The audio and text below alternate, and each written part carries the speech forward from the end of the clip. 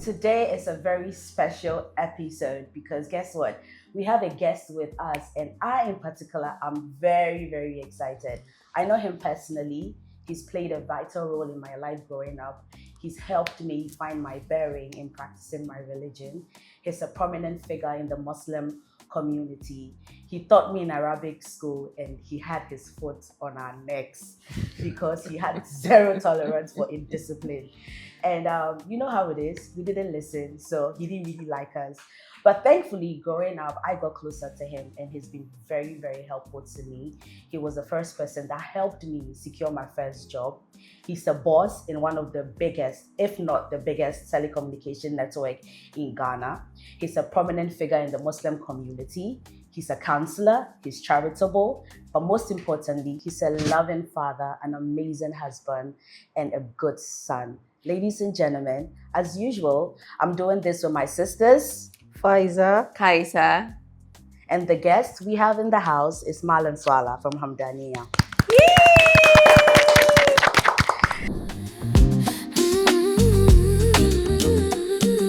Alaji Sangazua. Which one do you prefer? Malan or Alaji? I want to whichever one you would be comfortable with. You look good. Thank you very much. How are My you? wife is taking good care of Hey, me. he's not available. We are sorry. Okay, but how's the family? Alhamdulillah. How's work? Alhamdulillah. Work is fine. Thank you for coming. Thank you for inviting me. It's an It's a honor pleasure. to have you. The pleasure is all mine. So, my sister, Now, Faiza and Kaiser, their name actually rhymes. Yeah. And for the past few weeks, we've been going back and forth about what interfaith marriage is and what it represents in our community right now, because everybody is on this high of civilization, and it seems like we are going backwards and we are not practicing what the Quran says. From what I know Quran is black or white. There's no in between. So today, would love for you to break it down for us, for the average Ghanaian, because there's a lot of people who are actually in this interfaith marriage, or some that are going into it, but have no idea what the Quran says about it and how they can practice it in terms of fulfilling their purpose as Muslims. So today's topic is about that, and we'd love to hear what you have to say about that. Bismillahir Rahmanir Rahim. In the name of Allah, the most beneficent, the most merciful. So I want us to start the program by me saying Bismillahir Rahmanir Rahim. Thank you. We are starting the program in the name of Allah, the most beneficent, the most merciful, so that whatever that we are going to discuss over here would become a point of reflection for your listeners who are going to listen to it, and perhaps it may benefit an individual. Yes. Even if it's going to benefit just one single person, Yeah. then certainly whatever that we've discussed has been beneficial Amen. to your viewers.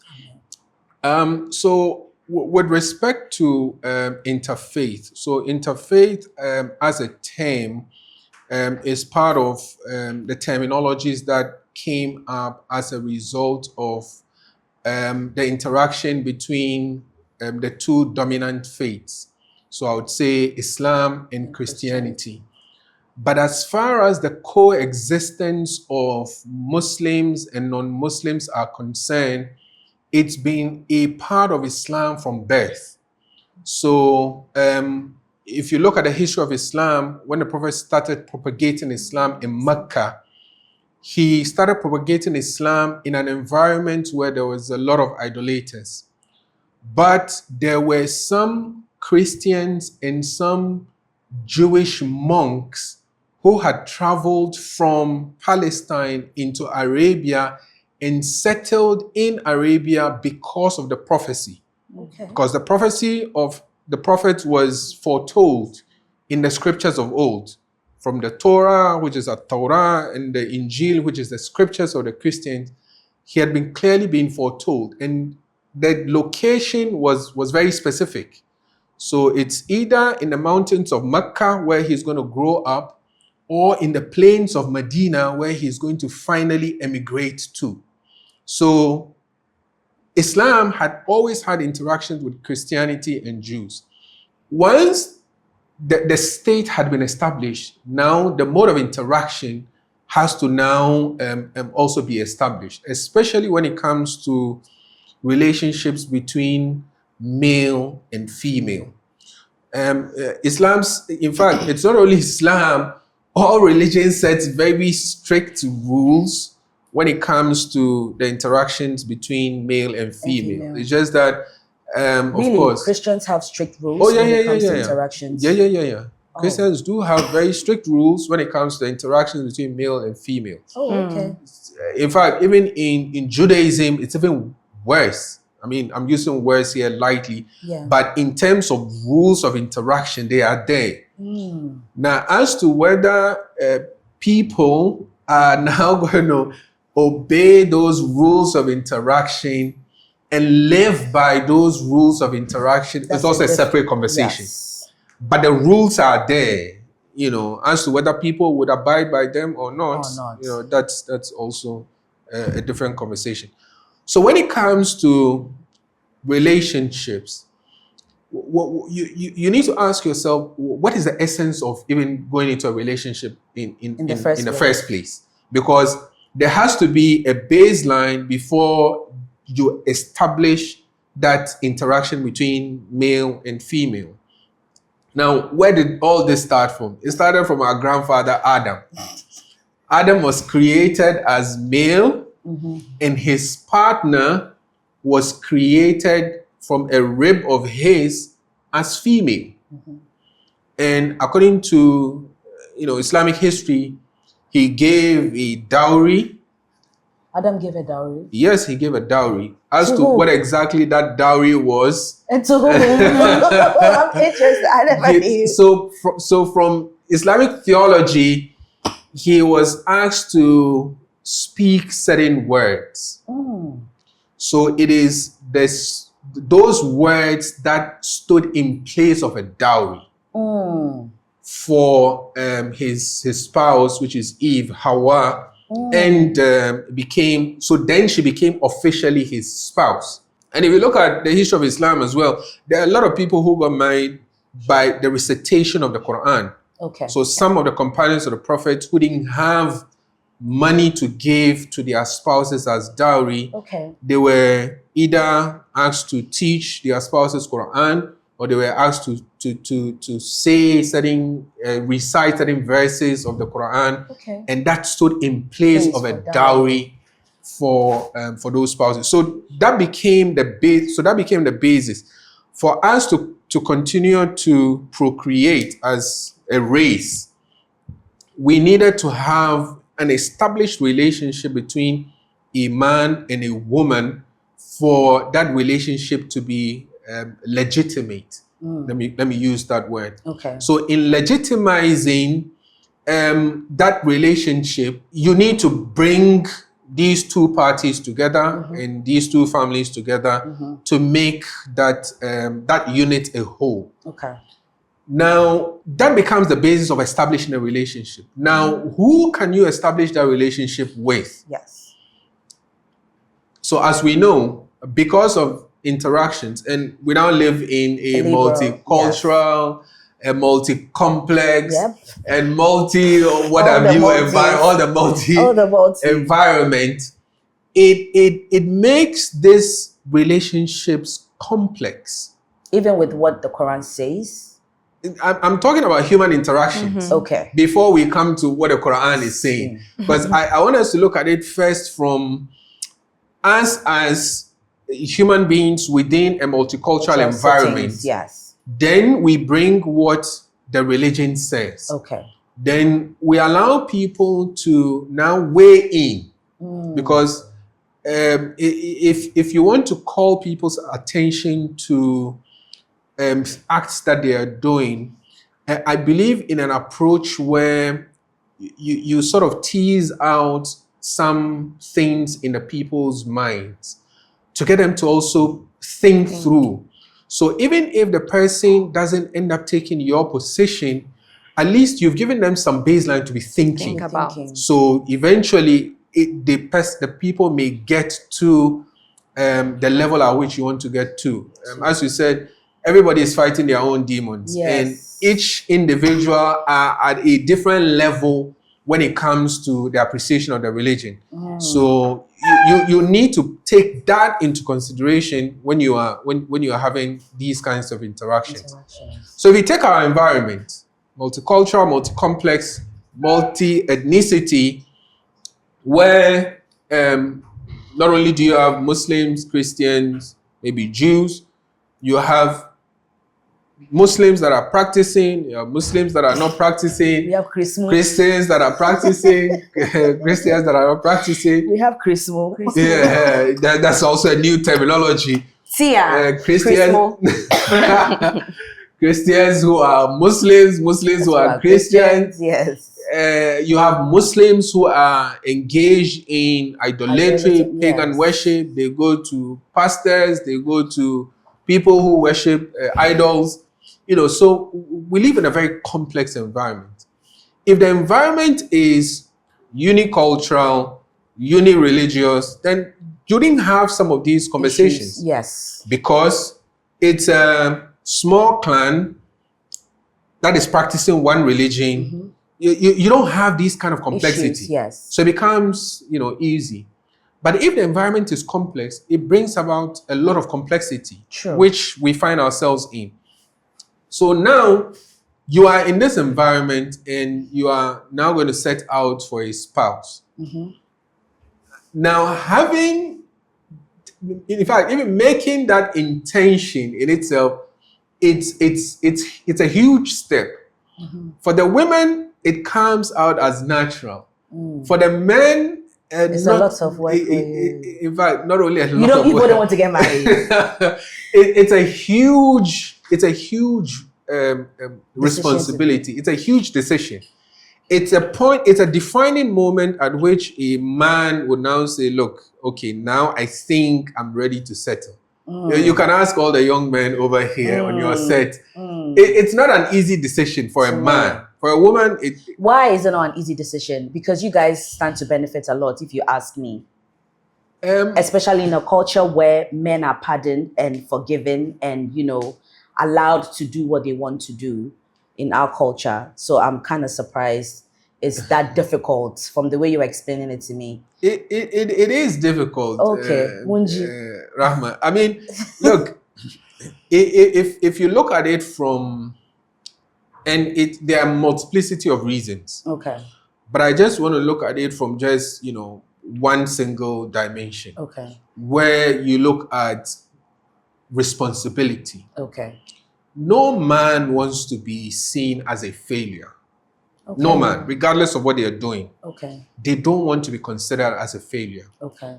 Now, taking on a responsibility of another person, adding that to you, because managing yourself is enough hassle. True. Now, adding on another responsibility where you are now going to be responsible for another soul. I understand. It's a huge responsibility, which a lot of men don't take lightly.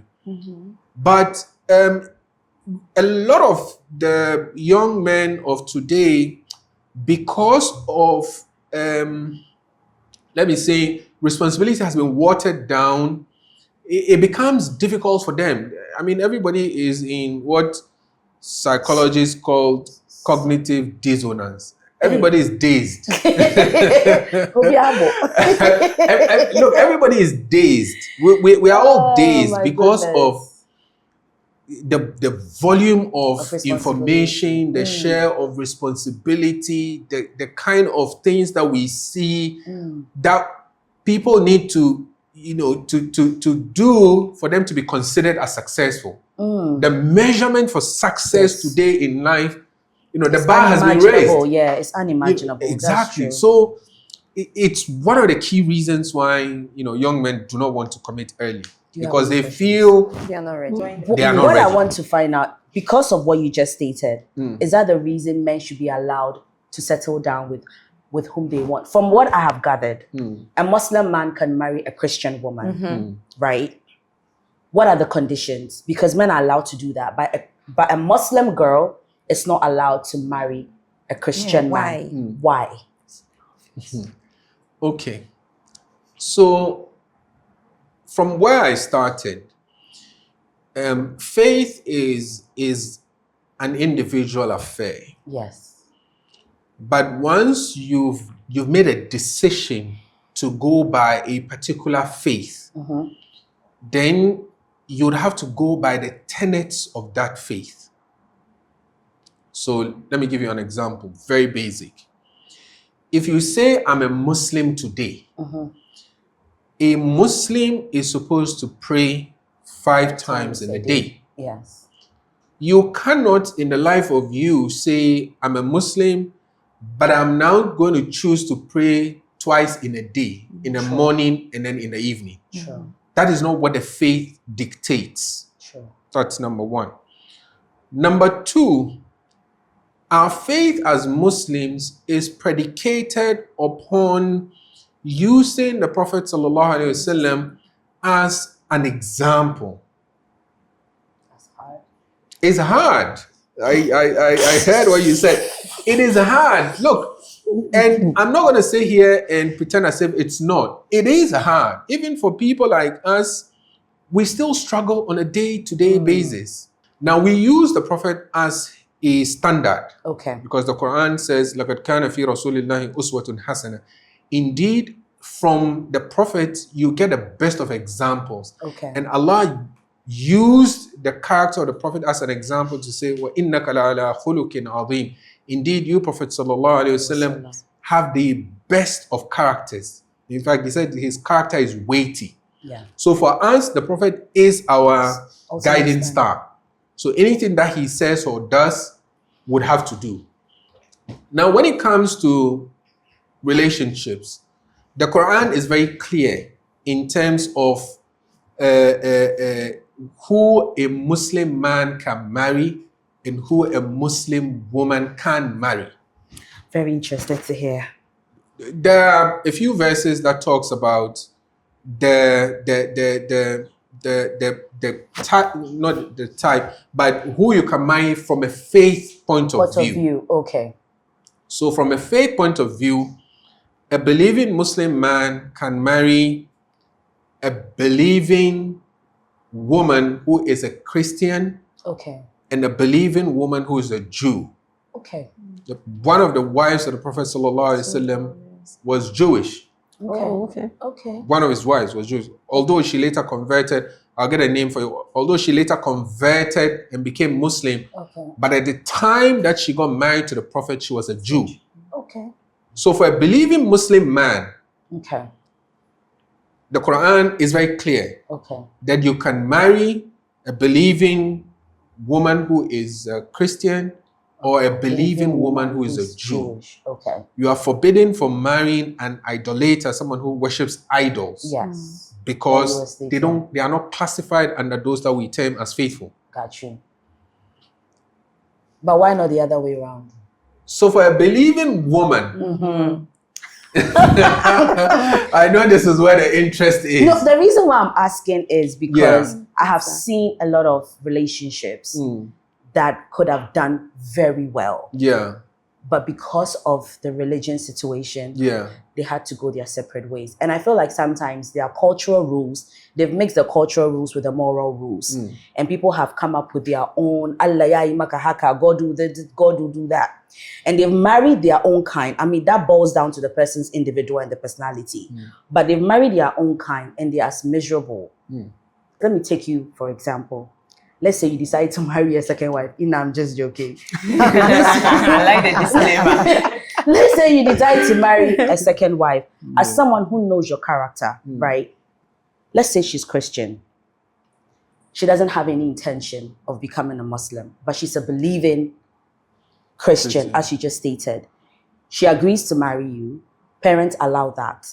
Then she's now with you. And because of the way you are treating her, and how you beautify the religion for her, she would easily convert.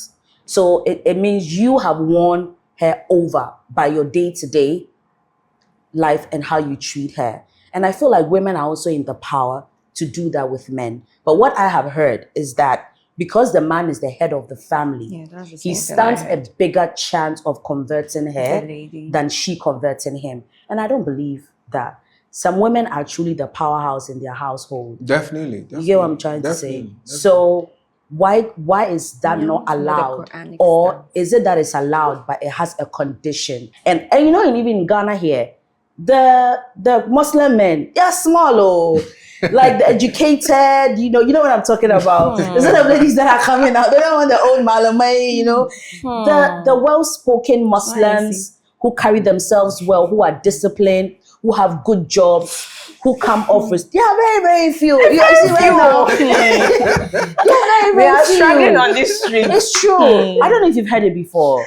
I've heard The scarcity. The scarcity of there's scarcity. There's Yeah, scarcity. I hear. In fact, generally there's scarcity of men this. in the world.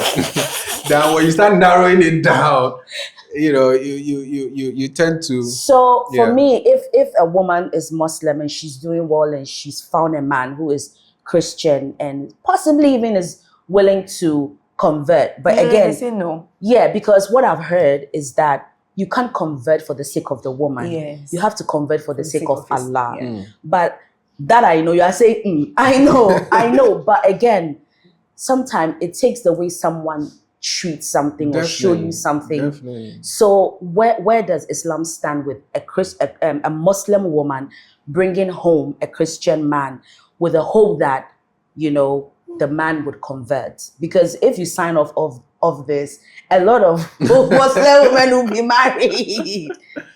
I mean, look, as I said, if you say you are Muslim, you have to go by the dictates of the religion. So I'm going to put forth what the religion says. So in terms of marriage, a Muslim man can marry a believing Christian or a believing Jew. But when it comes to the other way, a Muslim woman marrying a believing man who is a Christian or a Jew, it's forbidden. It is not allowed in Islam. That is what Islam says. Forbidden. Hey. Yes, forbidden. Oh, you As, want? it's not like it's just frowned upon. It's forbidden. No, it's forbidden. It's forbidden. Oh, wow. There's no room to wiggle your way out. And yet, I shall be here for. There's no wiggle room out of that. If there was any sliders of opinion around it, I would have told you. But there's no room out of that. Oh, you what? Now, for starters, before we start looking out for logical reasons why, you first need to establish baseline, and the baselines are the rules. Okay. And if you look at the religion, all religions are made up of do's and don'ts.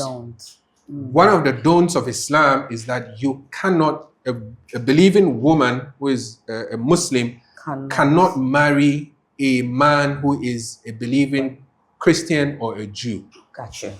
That the Quran makes very clear. Found. It's Okay. explicit.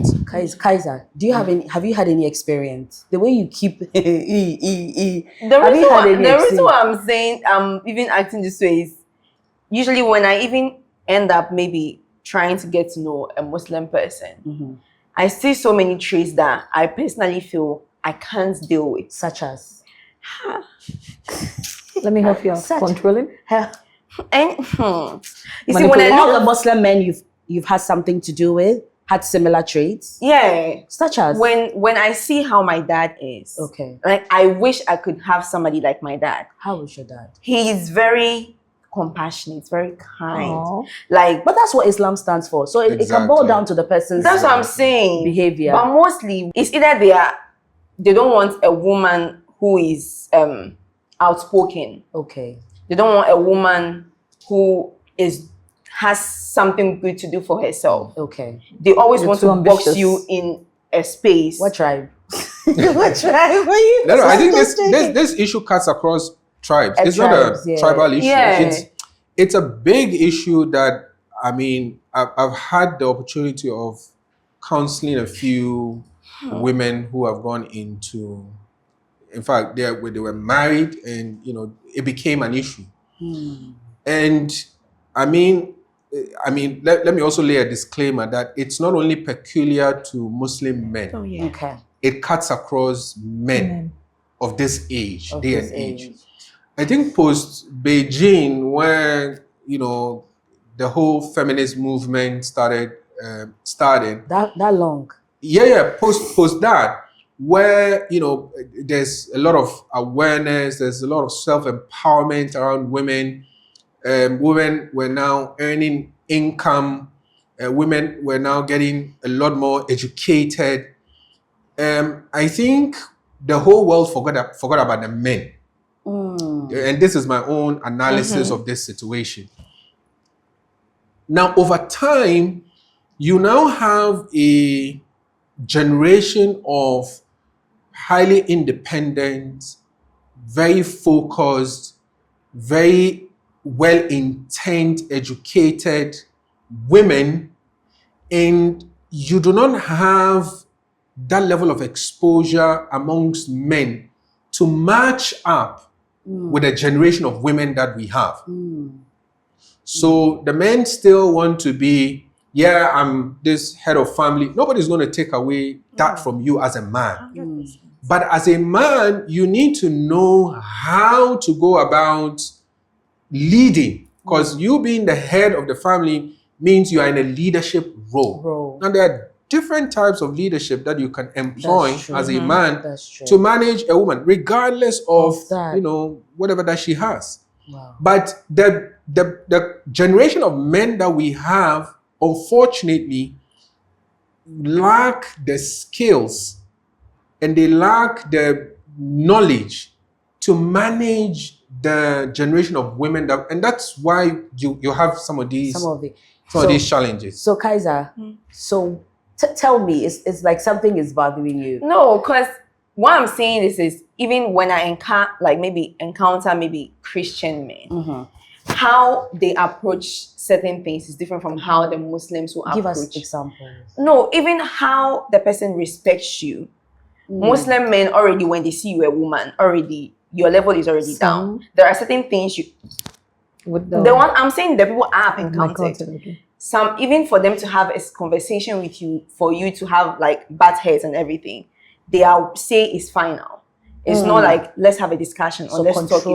Very controlling, very. But then when it comes to the Christian counterpart, it's more like it's a partnership. What is your take on this? It's more of I'm listening to you.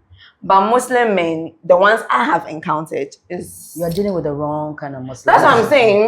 But I think it boils down to their personal behavior.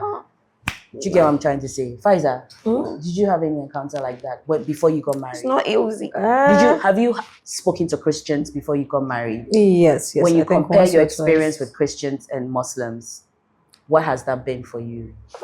Funny enough, I don't know. Most of the Muslim men I encountered before I got married, they were quite, civil and welcoming. Yeah, I haven't really had. I think once or twice I've met Muslim men who are like, you're kind of a bit too ambitious or too school-going. Are we confusing Muslim men to Zongo men? But that's where predominantly yes, they not. I grew up in a typical Zongo community. So all the Muslim people I have met is not because of it's maybe I've been to maybe an Islamic organization, then I ended up getting to know somebody from there. Because I don't really spend time I grew up in Islamic Zongo, community. But the Zongo men I met were in support of this kind of ambition. Education. Once in a while, you meet one who is kind of against it, but all of them. There's a misconception that Muslim men or Zongo men are against ambitious women. They will lie to the family that now birthday J school. Yeah. But then they marry you and then you don't go to school anymore, you don't go to work It's seen a lot in the Muslim community as compared Sorry, it's not usually. I'm a perfect example. I stopped schooling and working when I got married because my husband just wouldn't have it. Yeah. So funny enough, before I got married, I met men who so now I think, maybe they were just saying it because, they were interested in you. But then I met men who were okay with me working and schooling. But the moment I got married, my husband was like, no, that is... Did he give you reasons why? He just said he can't let his wife work in an office. And with the schooling, it was more like, you soon get tired of it and stop. So Like, it's in a subtle way. I'm not supporting you. I'm not saying don't go, but I wouldn't support you, so it will easily tire you out and you'd stop on your own. So what was the definition of a wife to him? Just stay home, have kids, and take care of them. Yes, with respect to other men who don't think that, he typically thought that yours is to stay home, Yours is to stay home, no extra dreams, make babies. That's it. It's common. Oh, definitely. Look, I'm not going to sit here and deny your experiences. Yeah. It's very important that as a community, we come to terms with what the reality is within our communities. Yeah. So we start together putting in some strategies in order to address the issue. If you take my sister's issue, for instance, look. Kaiser or Pfizer? Sorry, she's Kaiser, right? Kaiser. Kaiser, yeah, okay. She's telling you what her livable experience has been with the Muslim men that she's interacted with. And I've also had the opportunity to interact with ladies like her who have also gone through similar experiences. So it's not just her individual experience, but it's something that is prevalent. The sad aspect of all of this is it's not only the so-called Zongo men who are behaving in this way, but including some of the brothers who are in the institutions of higher learning, like the universities, where you are thinking that they are supposed to know better, but they don't. Now, it all boils down to orientation. That's number one. Number two, it's also about their level of understanding of Islam. Because oftentimes, they say people with little knowledge about Islam cause a lot more problems within the community than those who have deep knowledge of Islam. There are people who, up to a certain stage, they may even not see anything wrong with what you're doing because because of their level of depth in Islam, they would always find a reason to explain a human being's behavior.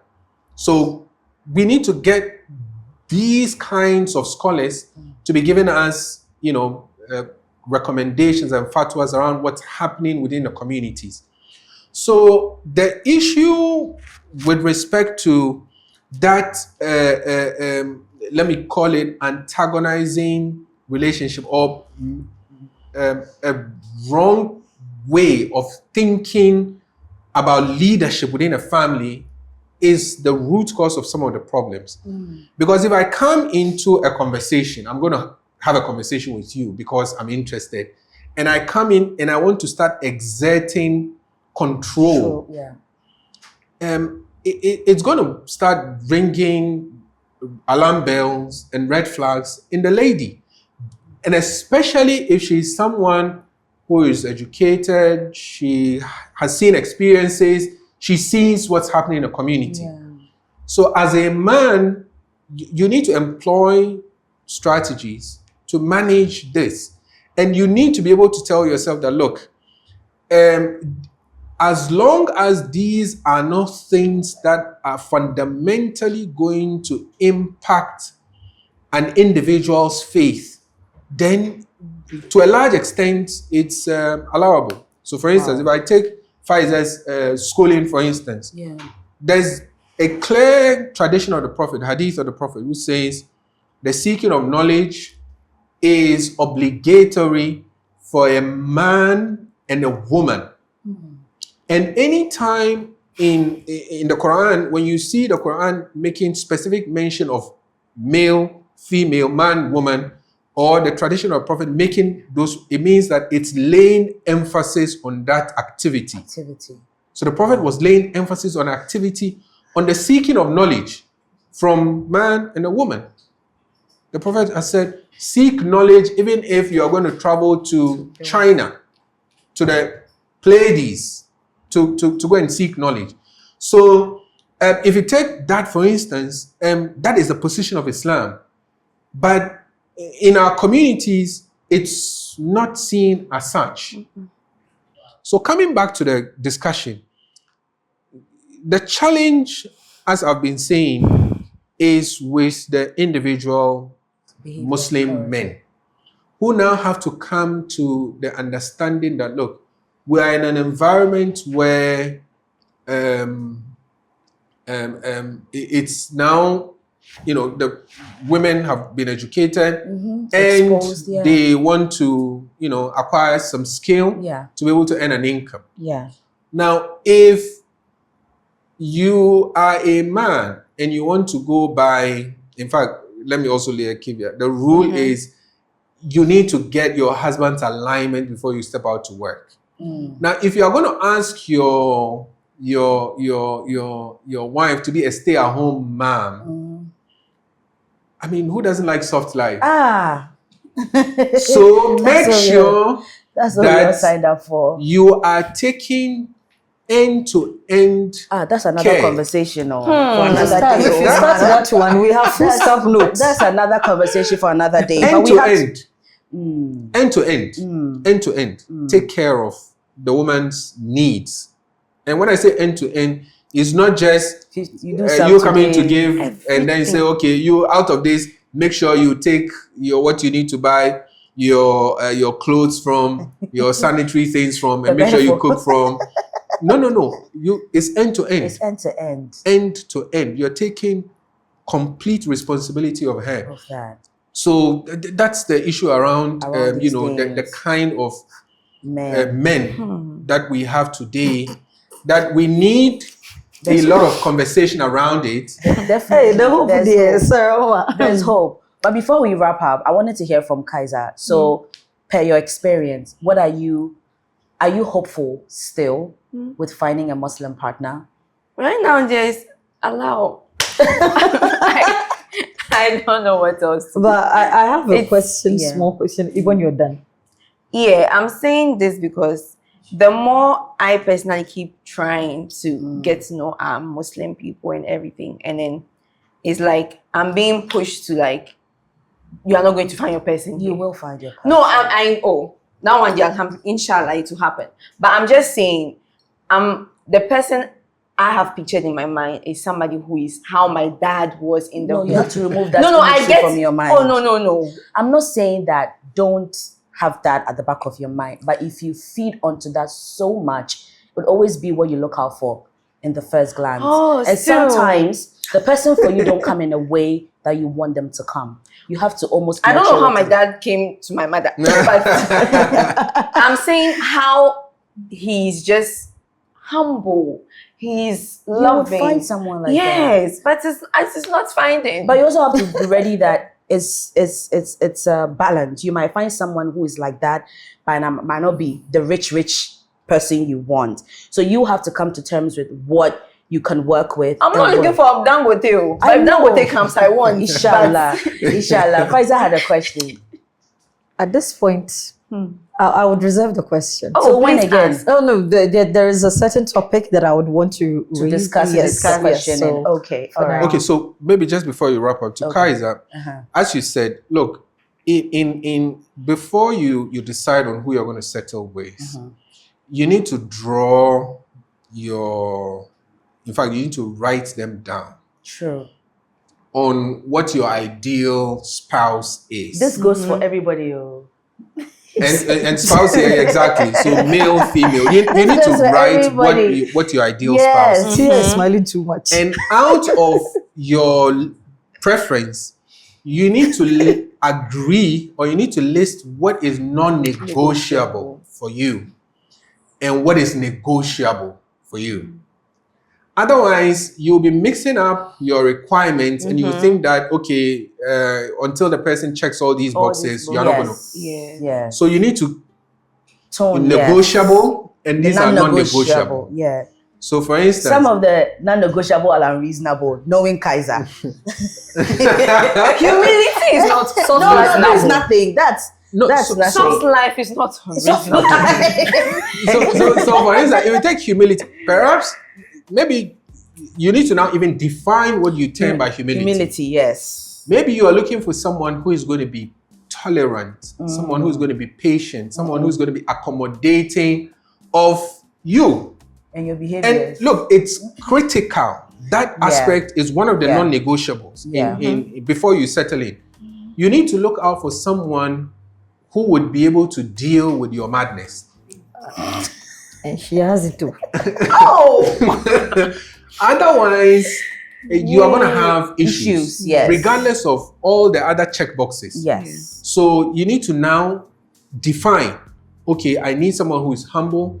What does humility mean to me? So this is someone who would be able, who's going to be patient with me, who would be able to deal with me, someone who is going to listen to all the crazy ideas that I have. Yes. Someone who would encourage me. I'm hopeful. So once you agree, the baseline, anything else you can fix. You can ask grandma. Ladies, on this note, don't ask me anything. I'm asking you. Don't ask me anything. We gotta wrap up. We gotta wrap up. To my ladies, to my Muslim ladies who are struggling to find a spouse, and for some weird reason, only Christian men keep coming your way. Just keep having sabr. I am hopeful that you find someone who suits you. Just keep praying. Allah has a purpose for all of us, and we all will meet who are meant for us. To our Muslim men who are fortunate and have the choice of getting married to Christians, as our Sheikh said, you have to make sure that she is a highly practicing with high faith. So no women who practice Kayamata. Standing by the riverside. That is not an option. But all in all, we are all humans. We make mistakes, and we pray to the Almighty Allah to forgive our shortcomings and fulfill everybody's heart desire. Until next time, my name is Rama. Thank you for watching.